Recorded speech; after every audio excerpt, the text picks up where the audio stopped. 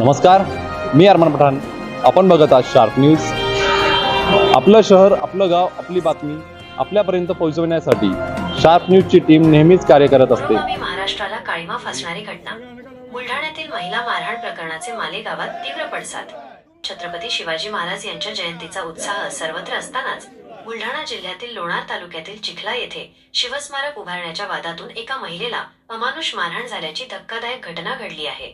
या घटनेचे तीव्र पडसाद आता मालेगावात उमटले असून मालेगाव शहर व ग्रामीण भागातील सर्व शिवप्रेमी संघटनांच्या वतीनं अप्पर जिल्हाधिकाऱ्यांना निवेदन देऊन दोषींवर कडक कारवाईची मागणी करण्यात आली आहे. नेमकी घटना काय? मिळालेल्या माहितीनुसार फेब्रुवारी 20 रोजी चिखला ता लोणार येथे छत्रपती शिवाजी महाराजांच्या स्मारकावरून वाद झाला. या वादाचे रूपांतर हिंसेत होऊन गावातील सरपंच व एका समूहाने संजीवनी वाघ या महिलेला निर्दयीपणे मारहाण केली. या हल्ल्यात महिलेचे कपडे फाटेपर्यंत तिला अमानुष वागणूक देण्यात आली. धक्कादायक बाब म्हणजे या संपूर्ण प्रकारात पोलीस प्रशासनातील काही लोकांचाही सहभाग असल्याचा आरोप निवेदनात करण्यात आला आहे. शिवप्रेमींचा संताप आणि प्रशासनाला इशारा. एकीकडे आपण शिवरायांचे महिलांविषयक धोरण अभिमानाने सांगतो, तर दुसरीकडे अशा प्रकारची घटना घडणे ही महाराष्ट्र धर्माला काळीमा फासणारी गोष्ट आहे, अशा शब्दांत शिवप्रेमींनी आपला संताप व्यक्त केला. निवेदनात खालील प्रमुख मागण्या करण्यात आल्या आहेत. दोषींवर कडक कारवाई. संजीवनी वाघ यांना मारहाण करणाऱ्या सरपंच आणि संबंधित समूहावर त्वरित गुन्हे दाखल करून कठोर कारवाई व्हावी. पोलिसांची चौकशी. या घटनेत आरोपींना पाठीशी घालणाऱ्या पोलीस कर्मचाऱ्यांची निष्पक्ष चौकशी करण्यात यावी. सामाजिक तेढ रोखा. प्रलंबित सामाजिक प्रश्न न सुटल्यामुळे जातीजातींमध्ये संघर्ष निर्माण होत असून प्रशासनाने याकडे गांभीर्याने लक्ष द्यावे. पुरोगामी महाराष्ट्रात महिलेवर होणारा असा हल्ला निषेधार्ह आहे. जर प्रशासनाने या प्रकरणात तातडीने कारवाई केली नाही तर शिवप्रेमी संघटनांच्या वतीने तीव्र आंदोलन छेडले जाईल, असा इशारा यावेळी देण्यात आला. हे निवेदन मालेगाव येथील अप्पर जिल्हाधिकारी कार्यालयात सादर करण्यात आले असून यावेळी मालेगाव शहर व ग्रामीण भागातील विविध शिवप्रेमी संस्था व संघटनांचे पदाधिकारी मोठ्या संख्येने उपस्थित होते. यापेक्षा वाईट असं आहे की गावकऱ्यांनी त्या स्त्रीला तिचे कपडे फाटेपर्यंत बेदम मारहाण केली, पण त्या वाघिणीने माघार घेतली नाही आणि शिवस्मारकाच्या जवळ थांबली, लढा देत राहिली. पण अख्खं गाव ज्या वेळेला बघत होतं त्यावेळेला ही दुर्दैवी घटना महाराष्ट्रामध्ये घडत होती. मला वाटतं की छत्रपती शिवाजी महाराज असतील, फुले शाहू आंबेडकर असतील, स्त्री कोणत्या जातीची आहे हे महत्वाचं नसून तिच्या अब्रूला हात घातला गेला आणि गावगाड्याच्या राजकारणाच्या निमित्तानं एका स्त्रीचे कपडे फाडले गेले. ही या पुरोगामी महाराष्ट्राच्या दृष्टीने अतिशय निंदनीय बाब आहे. त्या सगळ्या प्रकरणामध्ये काही पोलीस कॉन्स्टेबल सुद्धा सहभागी होते, हे संजीवनीताईने आपल्याला सांगितलेलं आहे. आणि या सगळ्या संबंधामध्ये या निमित्ताने मालेगाव शहरातील सर्व शिवप्रेमी संस्था, संघटना व सर्व विविध संघटनांचे कार्यकर्ते, पदाधिकारी या संदर्भात निषेध नोंदवण्यासाठी एवढंच सांगू शकतो की जातींना एकमेकांच्या समोर उभं करून या महाराष्ट्रामध्ये जातीय षडयंत्र आणि एकमेकांच्या संदर्भात द्वेष पेरण्याचं काम एका व्यवस्थेच्या माध्यमातून सुरू आहे. ही व्यवस्था समोर जेव्हा घटना घडते त्यावेळेला त्या व्यवस्थेचा दोषी, त्याची धर्म कोणता आहे, त्याची जात कोणता आहे हे बघून पुढे येते.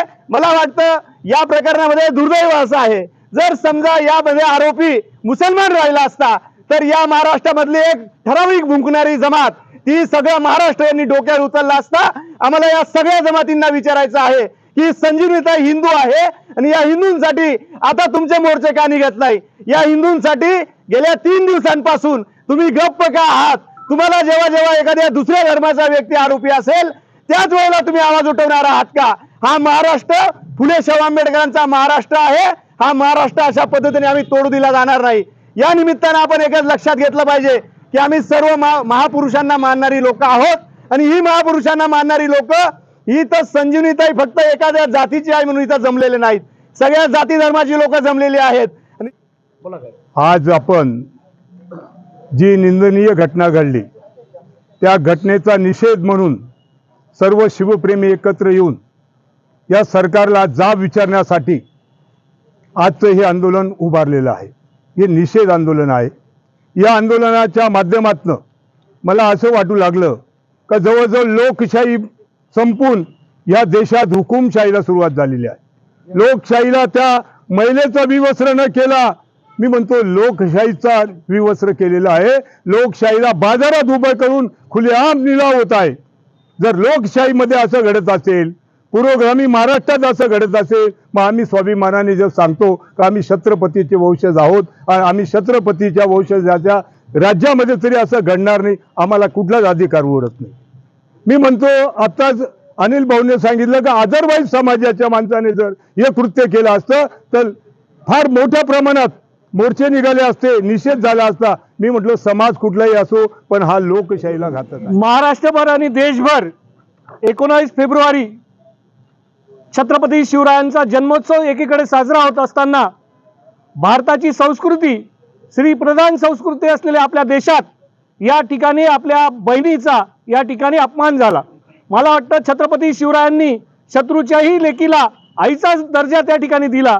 त्याच आपल्या भारताच्या इतिहासात या बुलढाणा येथील चिखले गावात जी घटना झाली त्या घटनेचा आम्ही सर्वप्रथम सर्व सामाजिक संघटना सर्व सामाजिक संस्था यांच्या वतीने या ठिकाणी निषेध व्यक्त करतो. छत्रपती शिवरायांच्या निधनाची बातमी ज्या वेळेला औरंगजेबला मिळाली तेव्हा त्यांनी दोन्ही गुडघे टेकून आणि पर्वत दिगारकडे याचना केली, प्रार्थना केली कि ये खुदा माँ बहनों की इज्जत करने वाला सबसे बड़ा योद्धा तेरे पास आ रहा है.